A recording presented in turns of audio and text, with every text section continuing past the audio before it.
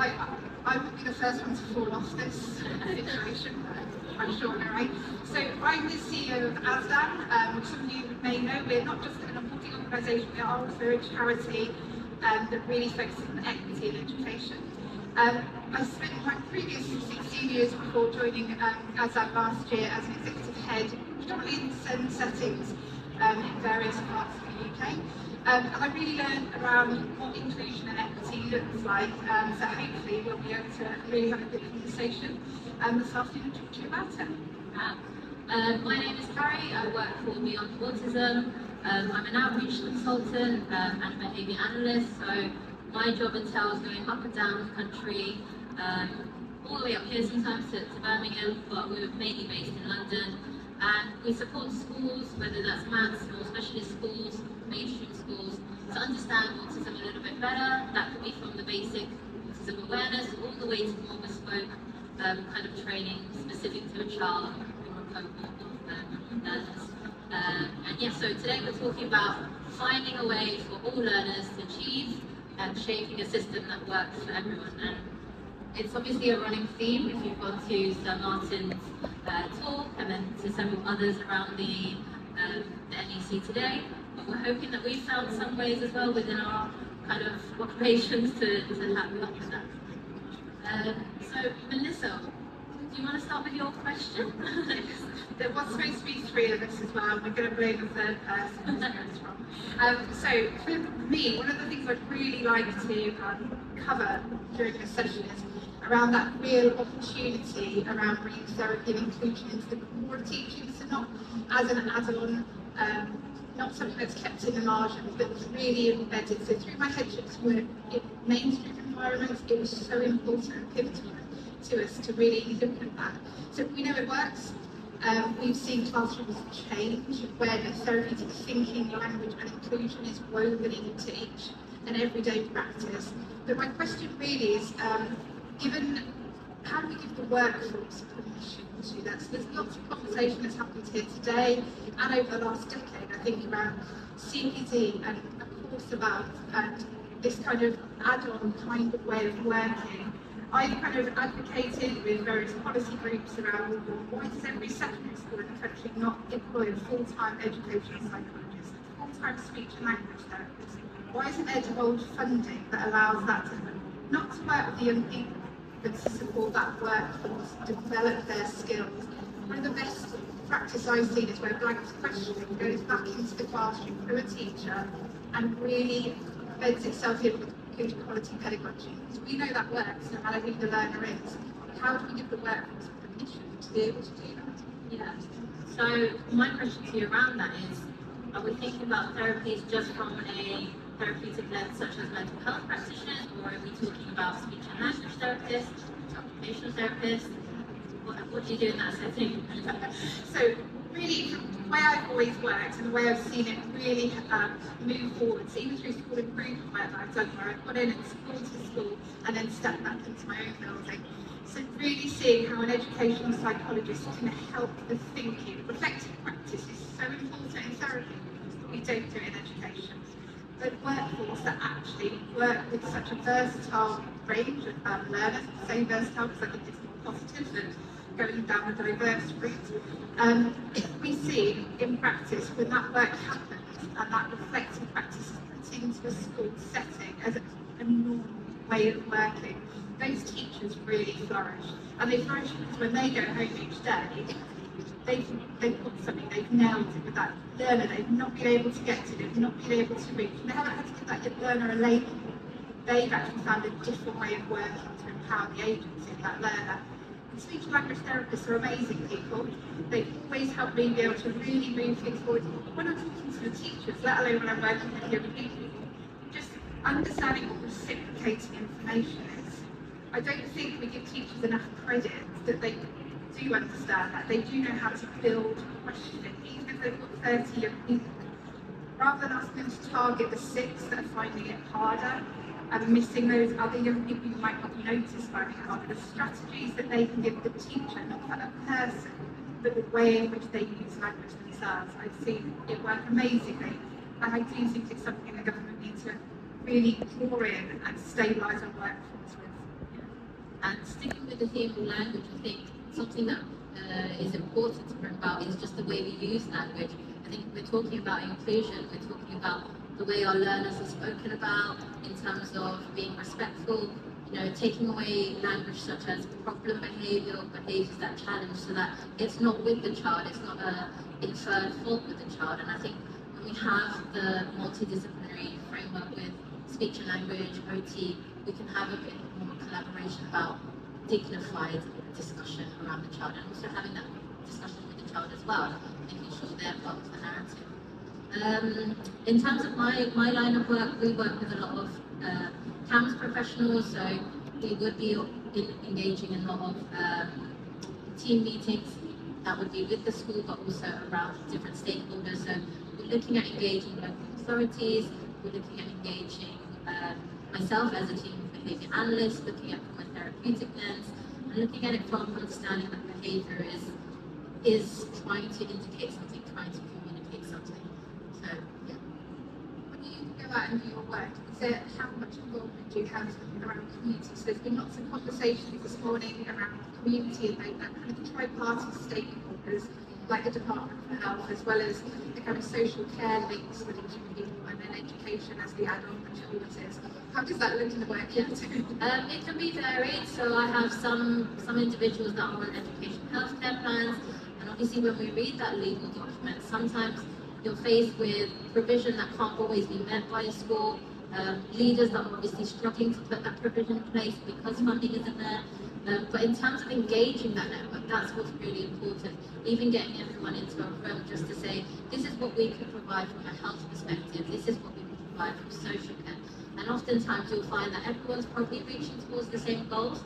There's certain barriers in place, but if there is a narrative that everyone's working towards and a goal that everyone's working towards, then hopefully that child feels more included, feels like they belong, feels that they're not just put to the side, maybe in a room, maybe in a special provision, but they're actually part of that community. Yeah. Do you find with some of it, when you're going out and working with professionals, because your focus is around autism, but how that actually impacts on other learners that potentially are autistic learners, their needs and stuff? Yeah, there's obviously my work is within autism, but my work is within behaviour, so understanding what drives human behaviour, what drives the motivations of the child. A lot of our children, when we look at inclusion, they're not even attending school, so a lot of them are faced with EPSA, so not even entering the school setting because the environment is not conducive for them to learn. So when we look at peer relations and we're looking at other individuals within that classroom, you might find that actually their peers are very aware, their peers know how to support, their peers actually know and understand, actually my friend here struggles with maybe loud noises, this is what I can do. I think it's often a difficulty for maybe the adults in the room to support with that inclusion, because there's paperwork, they're driven by paperwork, and there's a lot of pressures on SEND leaders and MAT leaders, obviously. And I think that brings us back to that drive, how we're going to give permission to our workforce. There's been, by January, February, there'll be 5 directives that have gone across schools, from the wonderful Ofsted inspection framework, the skills white paper, curriculum assessment review, and then you've got the hopefully white paper and the youth guarantee law, which is at the end of this month, I think, at the end of November. That's a lot for school leaders to think about, to manage, let alone the thread that goes all the way through for those learners that just aren't accessing the curriculum we put in place at the moment. And in regards to the kind of the drive across the UK around that word inclusion, what is your thoughts and reflections at the moment? I think everyone's been talking about what inclusion means. I think in terms of if I were to put 5 things down on paper, not a white paper, but maybe, if we work towards something, it would be empowering staff. And I think that's not just from the top, so not just at the school leadership level, but from below, so that the TAs, the one-to-ones, the LSAs that are actually working directly with your young person, your child, young person, that they feel upskilled, that they feel confident, that they feel supported, and that even includes your SENPOs, so that your SENPOs are not just doing firefighting, but they actually feel empowered enough to make a change within the school, and then embed a culture where everyone is working in the same direction. So yeah, so firstly from a staff training perspective, which is what we do as Beyond Autism, we're looking at it from upskilling different levels. And then we look at it from the child level. I think I keep drilling on about making sure we hear the voice of the young person, but it's important. You know, there's a lot of mental health outcomes that have come about since the pandemic, and a lot of the children that I come across will say they want to be in school, but they're struggling to be in school. So really listening to them, what would you say, Melissa? I think I've learned a lot in the last 18 months. So previously as a head teacher, I used to use ASDAN all the time. What I hadn't given it the credit for was the amount of work that happens in community environments as well.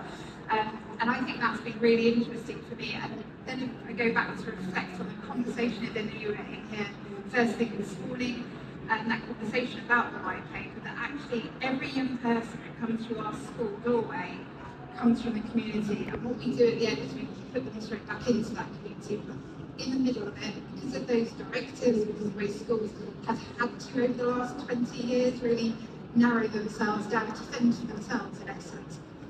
What we've done is we've lost that community group. So it's been great for me to see how communities are really effectively working with schools. So not just social care working with schools, which ends up being about safeguarding rather than growing and enabling young people to learn effectively. But I think there's a real challenge that it needs to be seen in that paper that this is not the fault of the school. It doesn't sit on the school doorstep. There is a much bigger picture that needs to happen. And in turn, that might also, in a wonderful world, would lower the need for the amounts of education and healthcare plans, because we understand why people have to have them, why people want them, why parents need them to be able to really entrust the school to move forward. But there must be a way that we can move back away to the world of School Action Plus with a few more pound signs next to it, where that work can happen for young people. And we actually prevent in the nicest possible way, rather than try and amend something that we as educators have caused, not purposely, which again will keep me bringing back to, we've got to give permission to our teachers to have professional judgment, to have agency in what they're doing. The curriculum can be the curriculum. I don't think the content was ever the problem in some ways. I think it's the way we've been allowed to deliver it becomes the real issue for us. So I would love to see something around that, probably in a better sentence than I've just explained it, but something around that so teachers can feel a purpose in coming into the building every day, because I think that has really been lost. I think it's definitely a systemic thing, that as Melissa saying, it's not about the teachers at the school door, because they're obviously welcoming that child first thing in the morning, but it's actually, it's more than, it's a systemic thing, but it's important to look at SEMH, SEND not from a situational point of view, not just I'm coming in reactively, I'm giving suspensions, I'm giving exclusions, I'm saying that there's placement breakdown. What have we done to support our school leaders at the first point? So are we helping them to build their behaviour policies? Are we changing the language around behaviour policies? Why does it have to be called behaviour? Can it be relationship building policies? Because it is about that back and forth with the young person. It's about trusting your school leaders, or it's trusting your head of pastoral. It's about trusting your classroom teacher. But again, if we're not coming in from a proactive stance, we're very much just reacting. And this is where you're going to have exclusions, so the opposite of inclusion, and you're going to have many students that don't feel like they're welcomed into that educational environment. My next thing is just around monitoring impact as well. So just making sure that if you are looking at your behaviour policies, that these behaviour policies are not being written in the rooms, in the offices, that they're actually being done with learning walks, that you're doing them while you're walking through classrooms, you're engaging with your students, and you're making sure that you're, again, hearing the voice of your young person. And then from there, using that data to formulate a culture where it is embedded, that inclusion, we're not doing a little bit of inclusion, we are inclusive. I agree. It's a really difficult balance, I think, for school leaders, but I also think what we are actually, whilst there's a huge concern around retention of the workforce, there are some hugely passionate students in universities at the moment who want to still be teachers, despite what they see in the press, despite what they hear. I've got 2 children, both parents teachers, there's no way they're ever going to be teachers. But putting them aside, I've just been doing some research as part of a doctoral study around professional identity. So looking at postgrad teachers 6 months after they've graduated and they've gone into their first paid teaching role, and looking at the rate at which they drop off, or they've lost their own professional identity that they've been building while they've been at university through those practice placements if they've been able to access those. But by the time they've actually hit the classroom, that professional identity changes, not because of the young people that they're working with. The feedback is over and over again, is this isn't what I thought teaching was about. And it isn't about behaviour that's pushing them away. It's not about the passion for their subject that pushes them away.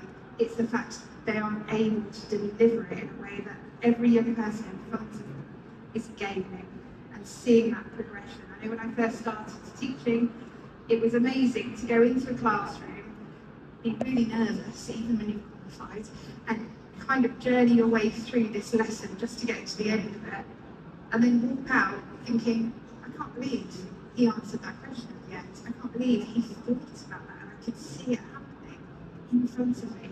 The time and the space for that reflection has been removed, because I'm then going to another corridor, to a classroom where I'm covering, and I'm not having that opportunity. So we know workforce is a difficult space. There's not enough teachers, there's not enough that will stay, is the more important part of the statement from my point of view. So what does that early careers teacher opportunity look like? Not filling out the paperwork in the folder, what about the rest of it? So they can keep their identity, because we're trying to encourage young people to feel belonging in their identity, but we remove it from the role models that are in front of them, so there has to be a change there. Yeah, I'd say, a lot of high turnover of retention. But that might, again, it comes down to systems, it comes down to higher education. What are we putting in place for our PGCEs?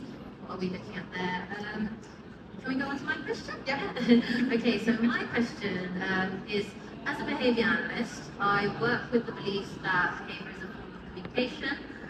It's a reflection of need, connection and belonging. So if we take that lens into our understanding of what inclusion looks like, how can we support TAs all the way to mat leaders in truly understanding behaviour and coming from a place where you're shifting from managing it, all that firefighting day to day, to actually really understanding where does this behaviour stem from. So a bit of a big question, but more just in how can we create environments or design systems where that child uses their behaviour as communicating their need rather than, I'm just interpreting this as disruption. I think there is some amazing practice around it. It's real basics around quantitative data. Really boring and something I don't find vastly exciting at all. But actually seeing patterns is really important. And that's not about a blame culture to say that young person is always at the end of the maths lesson, or it's always at the beginning of the maths lesson. There is a trigger there, and that might be nothing to do with a relational practice issue. That might be a historical issue. It could be that they just can't get those concepts of visualisation that comes with that. But until we look at those basic patterns, we can't unpick anything. So data is really valuable as long as it's not used as a stick to beat people with or make them feel like that. But until we see patterns, I think if you have children of your own, you will see there are days of the week that are different to other days. The weather changes them, and as much as people joke about, in schools, people say if it's raining outside and windy, the children are poorly behaved. Well, they are, not because of the weather, but it's restricted. Their self-regulation is restricted. They're knowing already they're not going out at break time. That's ruined the lesson because they can't focus on that next. So I think there are so many patterns that we need to look at to be able to really take things forward. And once we understand those patterns, then we can look at what's the intervention. And the intervention may just be as simple as a use of language. The way in which we talk to young people is so key. And I don't think we often realise it. And sometimes we're unintentionally punitive, and we don't mean to be. But we're trying to deal with something that's in front of us straight away. And then we make the patterns. And we can't unpick those patterns. We've broken our relationship with that young person. We trusted adults as faulty in front of them, and it's unintentional, but it's there. So we've created the wrong pattern, and our role has to be about creating good, safe, transitional patterns that young person can go and ask for in a different way, when they go to the next class or the next educational setting. Because we know a lot of these young people are transient in their education, and that's really important. Every opportunity we have as practitioners is an opportunity to reprogram those patterns for them to feel part of education. So I'll talk a little bit about what we do as a fast responder service. So Beyond Autism have got a subscription model where we work with MATs and work with mainstream schools as well as specialist schools. And exactly what Melissa's saying, as much as she does not like data, as a behaviour analyst, I definitely love data. And we look at certain schools or MATs that have entered into our subscription, and we've managed to reduce those placement breakdowns. We've managed to bring a school from before they entered into our program to 6 suspensions, now down to 0 suspensions. And it's through things like initial training, so training around language, training around how to speak to a young person, how to scaffold or differentiate their day, so that, you know, at the first port of call, they're not given a high demand because that's already quite exhausting, but they're actually given some time. They're given time to be with their trusted adult. Their day is programmed in with movement breaks. They've got access to the rooms or the provisions that suit them, and their curriculum is suited to their interests and their values. So you may have a child who initially you might, you know, label them as being, you know, very, let's just say a word like very focused on details, but actually that's a strength. You might see that as a hindrance, but it's such a strength. And then you go, okay, what do we do with that strength? Actually, this is a curriculum pathway that suits what you would thrive in. So it's looking at it from a holistic point of view, but at the same time, we're engaging multiple people. We're not just training one or so people, we're training a number of fast responders within that school, hoping that knowledge gets disseminated so that they feel equipped enough to deliver that training themselves. It's almost like a train-to-train model, and then they can go out and they would receive those referrals. They would be the ones to troubleshoot those cases, and then they have the peer supervision of other fast responders in the network. So that's what we do from a Beyond Autism approach, but I'm sure there's so much fantastic practice out there, and I'm sure you've come across that as well. One of the things that ASDAN has learned is we've got some lovely courses. They're lovely. They've been around for 35 years now, so we have been very busy rewriting them with external specialists. But one of the main things we have done is we've allowed them to all be contextualised. So exactly picking out those patterns and the data that's out there, that our English course isn't about us saying this is what you teach them. It's around the skills that need to be acquired that then be contextualised to what that young person is, the meeting the learner where they're at and really enabling to. So even the science course is around inquiry skills, because that's what you need in science as well as many other skills. But what we want young people to be able to do is be able to feel braver and more capable when they then go into another classroom. So the skills are the dominant part of what we do. We've threaded 6 really core executive function skills, if you read them, that's actually what they are, all the way through our courses as well, so that you as professionals can track that data. So you hate data, that's what that does. Can track those skills all the way through. So when a young person comes into your classroom, you can see their critical thinking skills are amazing, but their ability to collaborate isn't as strong as it could be. Immediately that's causing a problem in your classroom, so what can you do? So the way we've changed our courses is that then there's modules that just chip away at that aspect and hone into it to really develop that skill set. And we're hoping that that's a really useful tool that will allow people to support, again, those more transient learners. So if a young person's going from an AP potentially back into a mainstream setting, it's not just around the learner passport, the learner profile, it's a learner's way of learning that comes with them. If you don't want to be going into a classroom not being able to get through that door, I've worked with so many young people who can't get back into the school building. The school building, even though it's a brand new one, it's the same door frame as far as they're concerned, and they're not coming through it because they're not an enabled learner. So we've done a lot of outreach work with them in the home and make sure that the courses are mirrored. So not the English GCSE courses mirrored in the content, but the language that's being used by the practitioners is being mirrored, because it isn't about the content. They want the content. Most of the young people with SEN, I'm sure you'll experience, actually are really hungry to learn and want to be better, and prove a point, some of them as well, that they are good enough. But we've got to equip them with that. So we've learned a lot from the data and to be able to kind of look at what is that transitional skill we need to give a learner. And it isn't about really being great at Macbeth. It's about really being great at unpicking it, reciprocating the information and thinking about it. Birmingham, Bristol University have done some amazing work around English as a second language, which I was shocked by the facts that came out of it, because in schools that I've worked in, the SENCO gets the young person with English as a second language. So already we have made a decision about that young person who is not cognitively challenged other than English is their second language. So we want them in our system, we're going to make them fit. So we've sent them to the SENCO. We then see an increase of behaviours or expressions that potentially we don't want, and they don't want to actually be presenting with, but we've already put them into that space. And the facts that came out of the university study was so interesting that for a young person, even if they are cognitively able, from wherever they have moved from to the UK, so they are flourishing in school, it could take them 4 years to be able to handle our language and use it in a positive, reciprocating way. To do one of our GCSEs and the way they demand, especially the endpoint assessment, 7 years. So if I've arrived at 13, I haven't got a chance to be able to access those GCSEs. And if I'm really bright, I've only got one way of telling you that potentially, which is to express myself, perhaps in an undesirable way, which means I'm building a habit and a pattern for myself that I can't move away from. And going into the workforce like that, we've already put them on the back foot. We've already been quite unfair with our education systems.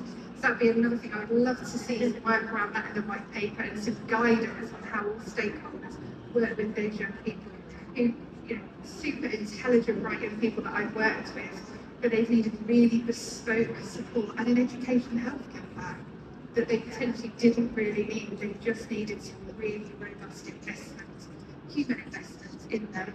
Yeah. I think we've got maybe a minute and a half left, but I think in summary, if I was to round up what we've talked about for 30 seconds, it's just that it doesn't just take one of us in the room. We have to reach out to others. We have to believe that we are the experts in our child and young person, but we also have to lean on others. So that could be reaching out to other services, be it from health and social, not just from education, and then involving everyone that might be pertinent to that child's journey. So from parents all the way to education leaders. Anything on your end? The last minute? I would echo that inclusion is not about a programme, a course, it's a way of school breathing and functioning. And I think most teachers, when they arrive on their first day, most TAs absolutely want that. And I think most school leaders, but you end up in a bit of a trap that you can't get out of. So I think it would be great to see that change and us be able to really offer inclusive environments in mainstream as well as specialist areas. And we can learn from each other, I think, hugely. Yeah. Thank you. Thank you very much for joining us, guys. Good call.